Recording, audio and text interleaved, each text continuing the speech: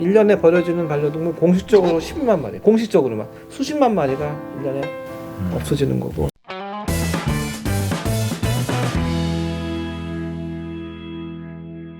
안녕하세요. 휴 애니프렌즈 시간입니다.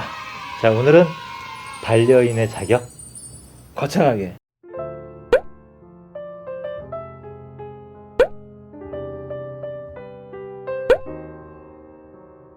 반려라는 말의 어원, 반려의 뜻이 무엇인가? 반려. 네. 인생의 반려자. 그렇죠. 또 근데 그걸 동물한테 쓰잖아요. 반려동물이라는 말을. 아, 그게 언제부터 동물에게까지 쓰기 시작했는가? 네. 모르죠. 우리나라에서는 몇 년 됐죠, 최근에. 네. 그래서 저도 이제 이쪽에 있다 보니까 그 사람들을 딱 평가하게 돼. 그 사람들이 애완이라는 단어를 쓰느냐, 반려라는 말을 쓰느냐. 사실 이렇게 사람 평가하면 안 되는데, 저지하면 안 되는데, 애완이라는 말을 쓰면 약간 좀, 아직은 좀 더 고민을 하셔야 될 거 생각이 든단 말이에요. 그래서 근데 그 정도로 반려라는 단어가 중요해요. 그래서 조금 이제 깨알 같은 상식으로 말씀드리자 그러면, 로렌츠 콜라드 박사라는 그 생태학자가, 동물학자가 있어요. 콜라드 로렌츠. 네, 콜라드 로렌츠, 그죠. 네. 이분이 그 노벨상을 받았는데 뭘로 받은 거냐면 조류가 각인을 어떻게 하는지를 연구한 동물학자예요. 그분을 기념하는 자리에서 1983년인가 아마 그래서 이 애완동물을 반려동물로 부르자라고 이렇게 제의를 해서 그게 시작이 됐어요. 그래서 그러면 반려랑 애완에 무슨 차이가 있느냐? 우리 한번 얘기했던가 전에? 우리 얘기했었네 전에. 혹시 애완동물의 뜻이 뭔지 아십니까? 알죠. 애는 사랑하는 애자죠. 네. 완자가 뭔지 아시나요? 알죠. 희롱하다 뜻이에요. 네. 가끔 놀다. 펫도 그런 얘기. 펫 이렇게 내가 만지고 싶을 때 만지는 게 펫이야. 내 맘대로 해도 되고 만져도 되고 실제 난 버려도 되는 펫이 이 애완이 반려가 됐는데 그래서 반려가 이제 컴패니언 애니멀이에요. 말하자면 같이 사는. 그러니까 동반자. 동반자보다 반려란 말이 너무 멋있는 게 배우자도 반려자라고 그러잖아요. 반려인의 조건은 나는 기본적으로 그 반려라는 단어의 뜻을 그러니까 머리로 아는 게 아니라 실제 반려를 하느냐 내 반려동물을. 두 번째는 그 반려동물에 대해서 나가 주인이냐 보호자냐 반려인이라 보느냐 또 나를 성찰하는 게 중요하다고 생각해요. 그래서 그게 기본적인 거고 그렇게 그 반려라는 대상으로 반려를 하려면 여러 가지 조건들이 필요한 거죠. 근데 가장 중요한 1번은 뭐냐? 함부로 반려인이 되면 안 된다. 함부로 반려동물을 들이면 안 된다. 그래서 반려인의 가장 중요한 조건은 내가 동물을 맞아들여서 같이 살 준비가 되어 있느냐 아니면 각오가 되어 있는데 내가 동물을 들여서 같이 살 준비 각오에 또 하나의 가로에 중요한 단어가 들어가요. 평생. 이 반려동물은 평생 나만 본단 말이지. 내가 버리면 안 돼요. 큰일 나는 거죠. 큰일 나는 거죠. 삶 자체가 네, 깨지는 거니까. 모든 게 깨지는 거죠. 그래서 그러니까 내가 반려동물을 들이려면 이제 뭐 키운다고 많이 하는데 반려동물을 키울 때 하는 말이 있어. 가슴으로 낳아서 지갑으로 키운다. 이해 안 돼? 아직 손이 안 드는구나. 들죠. 반려동물이 전에는 13년 보통 강아지나 고양이나 수명을 얘기했는데 몇 년 전만. 지금은 그냥 훌쩍 15년이고 네, 늘었어요. 웬만하면 20년이에요. 그러니까 케어를 하니까 인간 수명도 늘어난 게 사실 유전자가 좋아진 게 아니잖아. 이제 그쵸. 잘 먹고 잘 의료 발달한 거니까 의학기술 발달 때문에 그런 건데 그러면 이제 20년은 같이 갈 생각을 해야 되기 때문에 그 기간 동안에 내가 잘 돌볼 수 있는가? 두 번째는 그 비용을 지불할 수 있는가? 그 다음에 세 번째는 이제 그 내 인생에 큰 변화가 없을까? 뭐 결혼, 임신, 출산, 뭐 이민, 유학, 군대 뭐 이런 것들은 어쩔 수 없이 또 헤어질 수밖에 없는 경우가 생긴단 말이에요. 그럴 경우에 대안이 있느냐. 그래서 그런 것도 생각해야 되고 또 중요한 게 하나 있어요. 많은 분들이 간과하는 것. 온 가족이 동의하는 것. 네.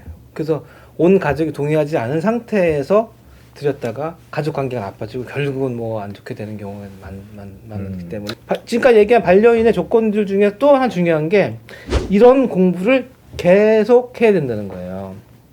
나도 많이 안다고 사실 어디 가서 좀 이렇게 좀 헛붕도 치고 사는데 아직도 모르는 거 천지고 배우는 게 그렇게 많아서 항상 지속적으로 공부하고 노력할 준비가 돼 있는가. 반려인의 조건 중에 또 하나가 반려인과 반려동물과 시간을 같이 많이 보내줘야 되는데 요즘은 1인 가구도 많고 또 아까 말했던 지갑으로 내가 키우려면 돈을 벌려면 나가야 되잖아.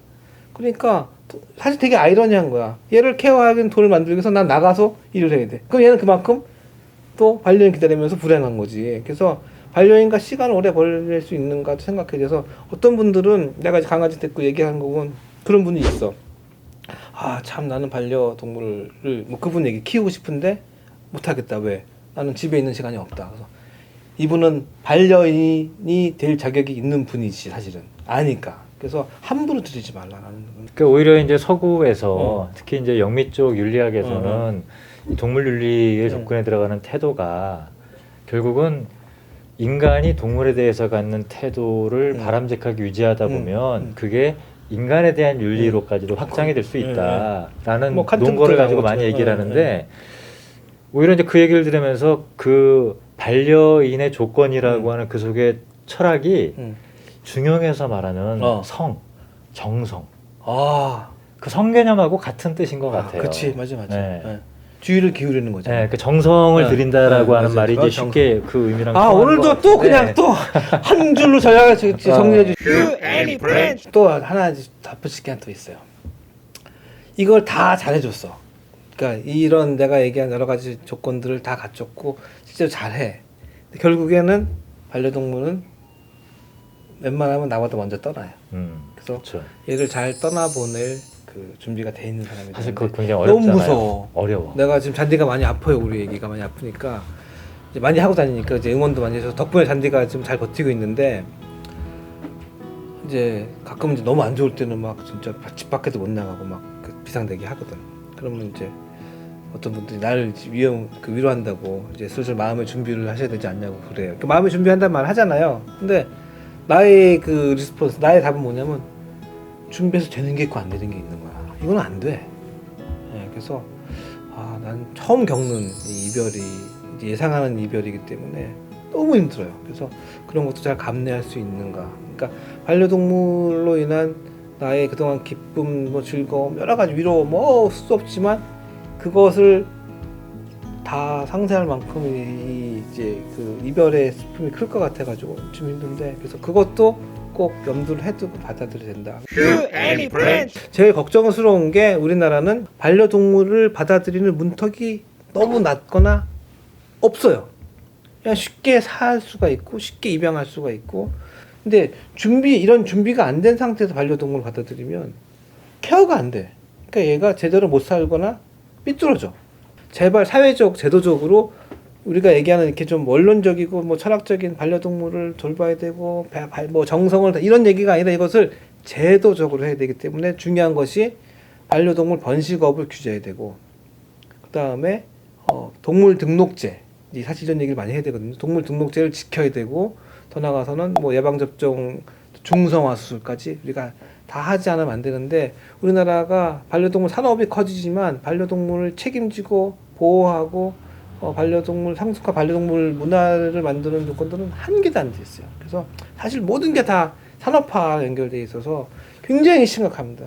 1년에 버려지는 반려동물 공식적으로 10만 마리, 공식적으로만. 그러니까 그거는 보호소에 들어가서 정부의 통계에 카운트된 것만 그렇지 안 그런 동물도 많고 길에 죽는 동물도 많기 때문에 수십만 마리가 1년에 없어지는 거고 반려동물의 내가 반려인의 자격도 중요하지만 그 사회가 반려동물을 같이 살 수 있는 문화적, 제도적 성숙을 하려면 많은 부분의 규제와 어떤 그런 노력들이 필요해서 우리나라에서 얼마 전에 뭐 반려동물 보유세 얘기가 나왔더니 막 찬반론이 있었지만 대부분의 경우는 등록을 필수로 하고 등록할 때 어떤 정도의 등록비를 내는 식으로 해서 책임감을 지우고 책임감만 주는 게 아니라 그것도 반려동물에 대한 어떤 혜택을 주면서 좀 그 통제와 규제를 하는 것들이 꼭 필요하다. 얘기는 꼭 해서 여러분들이 반려동물을 드릴 때도 신중하게 생각하셔야 되고 드린 다음에는 동물 등록, 중성화 수술, 뭐 예방 접종 이런 케어들을 꼭 해줘야 된다. 오늘 얘기를 들어보니까 하나의 질문으로 요약이 되네요. 반려인의 자격이 네. 당신은 보다 성숙해질 준비가 돼 있습니까? 역시 철학적으로. 네. 네. 우리의 삶이 더 그리고, 성숙해져야지만 그리고 우리 사회가 네. 성숙했느냐. 그렇죠. 네, 반려동물 같이 살 수 있는 뭐, TV만 틀면 동물 얘기가 나오고 하지만 그만큼 사회가 반려동물 같이 살 수 있는 사회를 성숙했는가 이건 우리가 꼭 물어봐야 되는 거예요. 한편으로는 네. 그 사회가 반려동물을 대하는 네. 태도가 네. 그 사회가 서로 간에 사람들을 대하는 태도의 척도일 수도 있겠구나 하는 생각까지 또 한 줄 정리. 드네요. 네. 그리고 오늘 반려인의 자격에 네. 대해서 이야기 잘 들었습니다. 네. 고맙습니다. 네. 안녕.